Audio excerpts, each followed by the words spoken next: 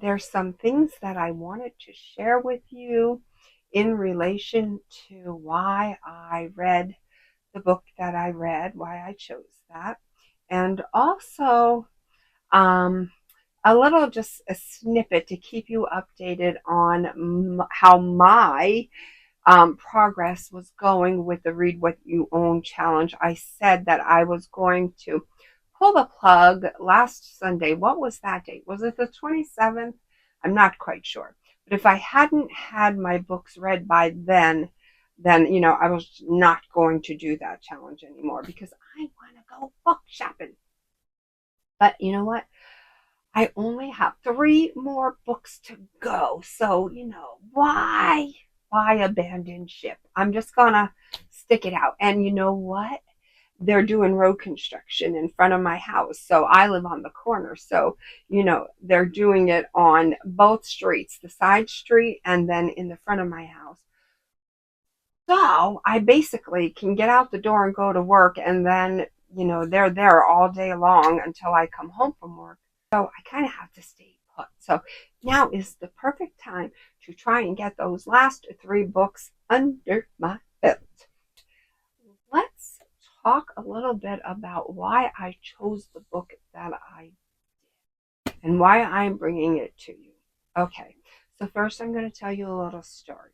When I was a little girl, probably about 7 or 8, my aunt, who lived in New York, sent a box filled with items to my mother for her daughters, me and my 2 sisters.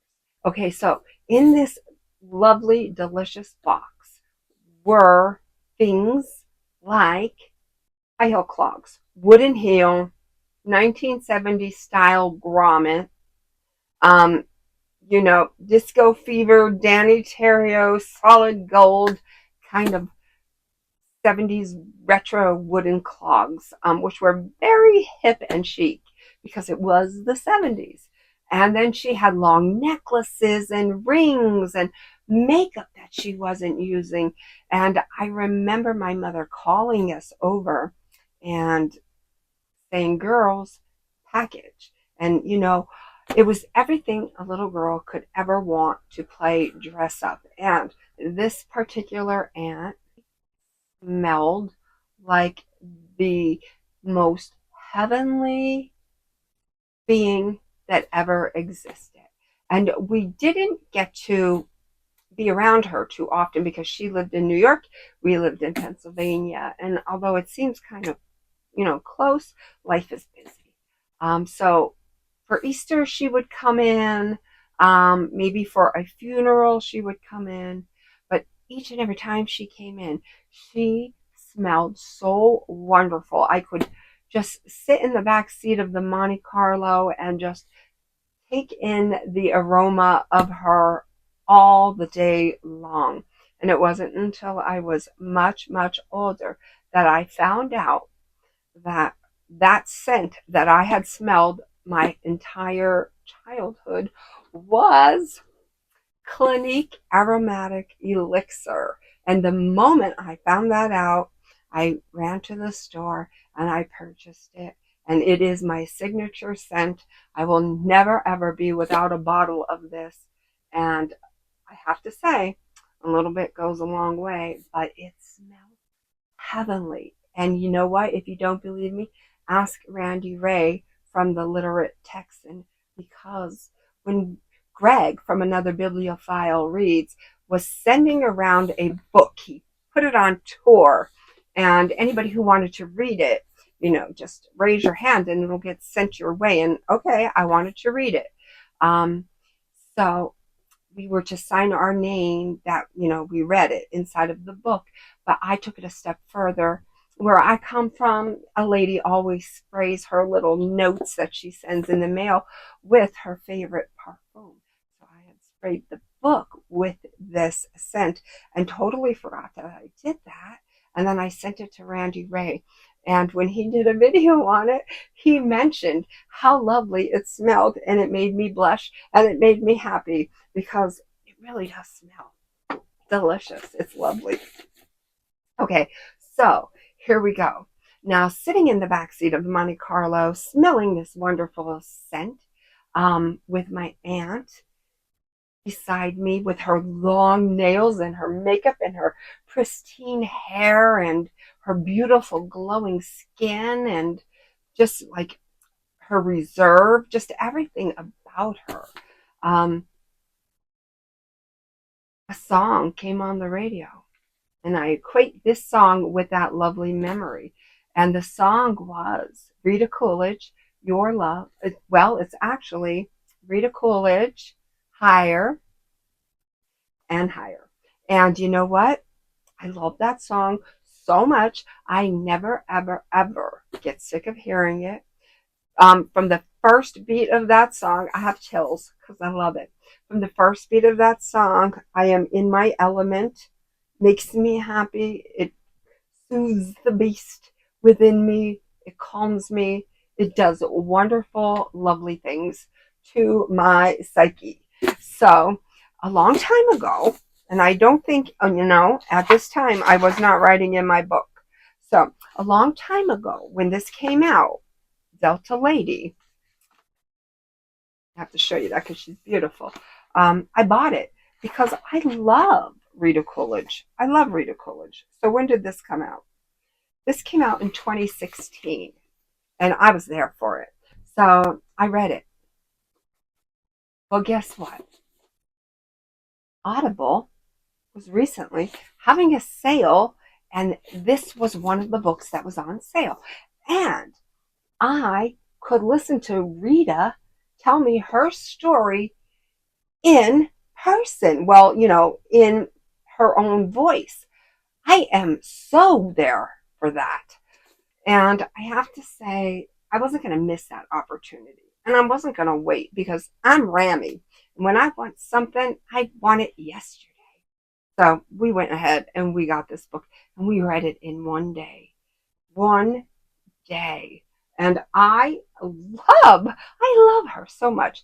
There are people on this earth that just shine bright in our world and make us happy. And I have to say, Rita Coolidge is among a few of those women that I so respect. She brings me happiness. So, this is her memoir, and it is a lovely memoir. And many of you know she was married to Chris Christopherson. And I just thought that was a match made in heaven. She starts this book off by saying she was standing in her kitchen and she was doing dishes and listening to the radio, and lo and behold, she came on the radio, and like she tells us what she thought about hearing her own voice on the radio. And you know what must that feel like? Because she is just a regular, ordinary person who happens to have a beautiful voice and who happens to be talented and gifted enough to get us many, many songs on the radio, but this one in particular. Who sang this song originally? I think it was Jackie Wilson. I'm not sure. Don't quote me. But my God, when Rita Coolidge got this song into her hands, perfection. You know what I should do? I should actually spray this book with this perfume. And then you know what? I think I'll have closure. And anytime that this is a book that I actually do not tuck in the shelf. I actually put this book on display because I love the wood paneling. I love the colors. I love the black hair. The jewelry. I don't know, super, super cool. This is like, I love this whole vibe. So I like to just walk into my library and know that this book is staring at me, brings me happiness. So anytime a book brings me happiness, I display it this way rather than that way. But it's a wonderful story to be told. she talks about how she went on tour with Joe Cocker, and how, like, Joe Cocker said that Rita was his only friend in life, and how she wanted to quit a tour because of certain circumstances. Not easy to deal with. Not easy to be one of the very few women touring with a bunch of men. But she takes us through that journey, and she perseveres, and she portrays strength, and she does it with style and grace. And any hardship that has come her way, she has dealt with a level head, a good head on her shoulders. And I don't know, I can't say enough good things about Rita. Lovely, lovely Rita. Oh, I have to say that when she was I think it was George Harrison.